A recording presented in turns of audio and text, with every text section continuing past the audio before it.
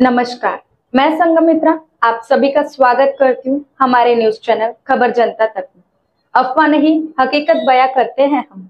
आइए देखते हैं आज की खास खबर।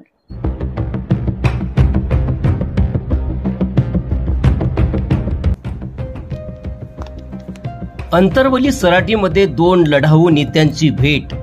मराठा लढाऊ नेते मनोज जरांगे पाटील व दलित आदिवासी मुस्लिम समूहासाठी लढणारे ऑल इंडिया पॅन्थर सेनेचे राष्ट्रीय अध्यक्ष दीपक केदार यांची भेट। उशिरा तब्बल 30 मिनिटे या दोन नेत्यांमध्ये बंद दारावर दीर्घ चर्चा झाली। दीपक केदार यांनी सांगितले, मी सुरुवातीपासून मनोज जरांगे यांच्या आंदोलनात सोबत आहे।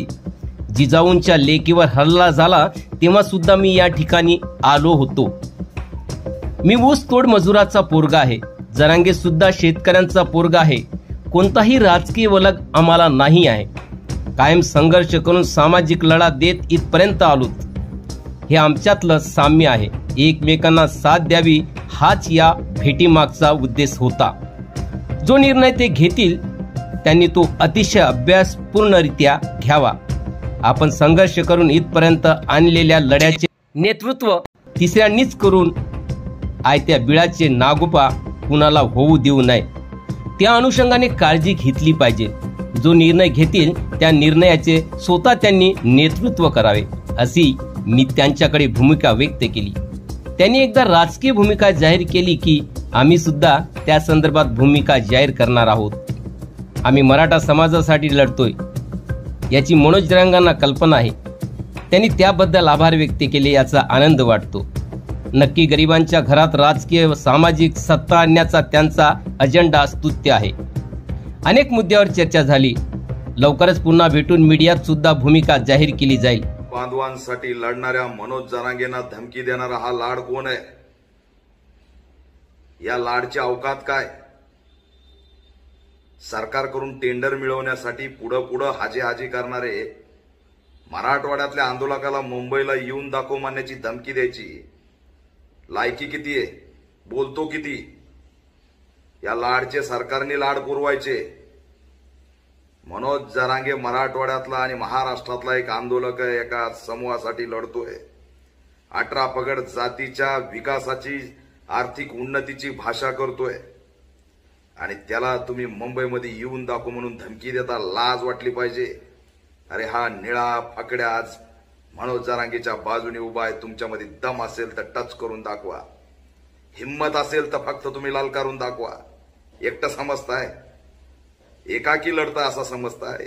मनोज जरांगे एकटा नाही, लाड लक्षात ठेवा। हात धुवून मागो लागलो तर कुठलंच राहणार नाही, कुठलंच राहणार नाही।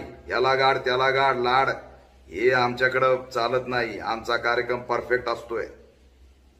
बिलकुल या ठिकाणी यानंतर मनोज जरांगेंना टार्गेट करायचं नाही। तुम्हाला जर लय पुळका येतो तुमच्या अमुक ढमुकचा तर घरी जाऊन भांडेन कपडे धुत बसा। पण एका आंदोलकाला छत्रपती शिवाजी महाराजाच्या मावळ्याला मुंबईत येण्याची धमकी द्यायची नाही। मुंबई कुणाची जागीर नाही, ती आमच्या बापाची आहे। संविधान आमच्या बापाचं आहे। देश आमच्या बापानी त्या ठिकाणी संविधानाच्या माध्यमातून निर्माण केलेला आहे। तुमचं काय योगदान आहे देश बनवण्यात? कॉन्ट्रॅक्ट घ्यायचे आणि कॉन्ट्रॅक्टसाठी लाल चाटूपणा करायचा हे थांबवा। एका मोठ्या समूहाच्या नेतृत्वाला ललकारताना 1000 वेळा विचार करा। मनोज जरांगे असतील, आम्ही असेल, आणखी तुम्हाला गंभीर घेतलं नाही कुणालाच। ज्या दिवशी 1% जरी गंभीर घेतलं ना त्या दिवशी बोलणाऱ्यांचे काय हाल होतील हे सांगता येणार नाही। विरोधाला विरोध करा, आम्ही तो मान्य करू, पण मुंबईमध्ये यायचं नाही। तुमच्या बापाची जागीर आहे का? मुंबईमधून तुम्हाला या ठिकाणी धमक्या देण्यासाठी बसवलेलं आहे का? पटकन मीडिया मिळते, प्रसिद्धी मिळते म्हणून काही बोलायचं हे खपून घेतलं जाणार नाही। आणि मनोज जरांगेंना कुणी एकटं समजायचं नाही।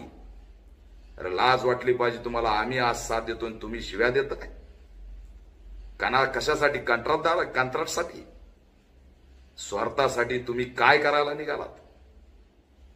जरा विचार करा आणि यापुढे धमकी द्यायची नाही।